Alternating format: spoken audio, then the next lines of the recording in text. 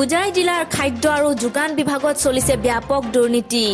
হুজাই জিলাৰ যমুনামুখ সমবায় অন্তৰ্গত চাৰলক পঞ্চায়তৰ ৭, ৮ আৰু ৯ নং ৱাৰ্ডৰ কৃষক মুক্তি সংগ্ৰাম সমিতিৰ লগতে ৰাইজে হুজাই জিলাৰ খাদ্য বিভাগ মুৰ্দাবাদ, হিফজুৰ ৰহমান মুৰ্দাবাদ আদি শ্লোগানেৰে এক বৃহৎ প্ৰতিবাদ সাব্যস্ত কৰে।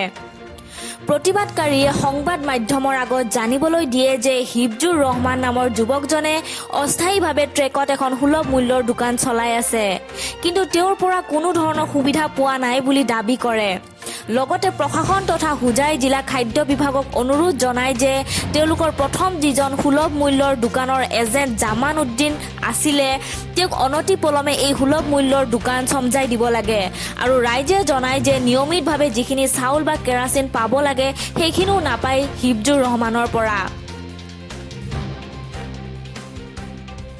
গুড়িয়া চাউল নাপায় না বন্ধ থাকে আজ বন্ধ চাউল নিবলৈ আহিছিল সব মানুহে গেছেন তুমি আনি চাউল লাগি চাউল নাপায় না মানুষ নাই চাউল দিতে খায়। আমি চাউল নিবলৈ আহিছো চাউলক ৭ নম্বৰ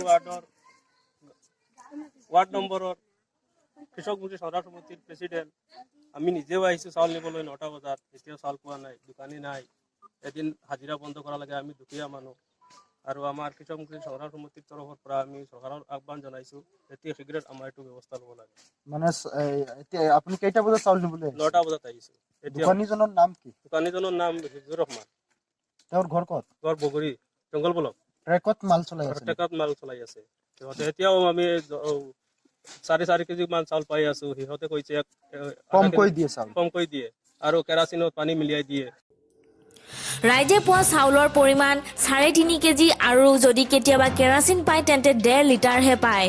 আনকি কেৰাচিনত পানী মিহলোৱাৰো অভিযোগ কৰে একাংশ ৰাইজে। এই বাতৰি প্ৰচাৰৰ পিছত হুজাই জিলা যোগান বিভাগে কেনেধৰণৰ পদক্ষেপ লয় সেয়া হ'ব সময়ত সম্পূৰ্ণ লক্ষণীয়। ডবকাৰ পৰা Isak Ahmed report, global news.